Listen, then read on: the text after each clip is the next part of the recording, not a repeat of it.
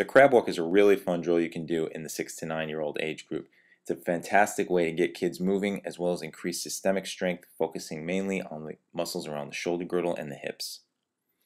Flip them over, and bear crawls also offer a great way to increase systemic strength. Here you see the core is activated. What we're trying to do here is link the opposite shoulder and the opposite hip together, working on coordination and just good movement skills in general.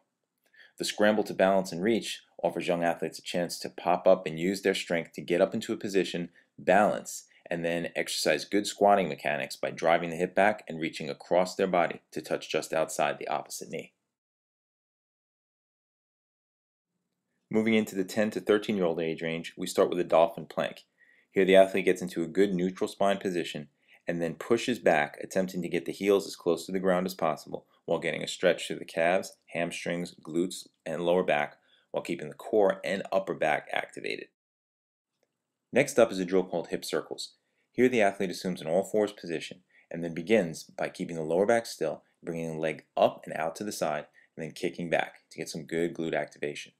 After doing several reps in one direction, the athlete switches, extends the hip back, and now brings the leg around wide, all the while trying to keep the lower back still, an excellent way to help increase hip mobility.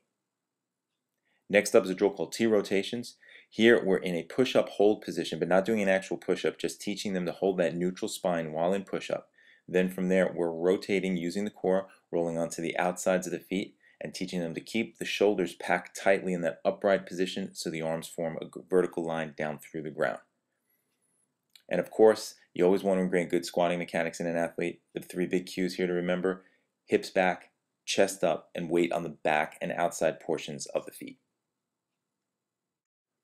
In the 14 to 18-year-old age range, the drills become a bit more involved. Here you see we have a side plank with reach under. The athlete pops up into a side plank position, making sure the bottom elbow is directly in line with that shoulder, and then takes the top arm and reaches underneath the body to get a nice rotational movement, increasing core strength and helping to work on thoracic mobility as well. Next up comes a rotational lunge walk. Here note the way the athlete keeps the lead knee stable as she rotates from one side to the other, getting a great stretch through the quad and hip flexor on the back leg, while once again increasing mobility through that thoracic spine and getting some nice core activation. The squat to stand is a great drill for helping to increase both hip and ankle mobility while in a weight-bearing position.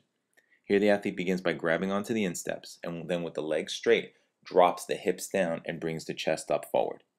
Here's a profile view where you can get a little better look at what's going on. She grabs onto the front of the feet and then drops down. Notice that she keeps a little bit of a lordotic arch in the back, keeps the chest up nice and full.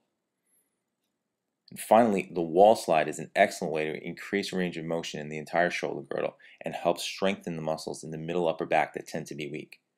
Lean against the wall, and with everything touching the wall from your tailbone to the back of your head, externally rotate so that your forearms are up against the wall, and then maintain contact with that wall as you slide your arms up and down.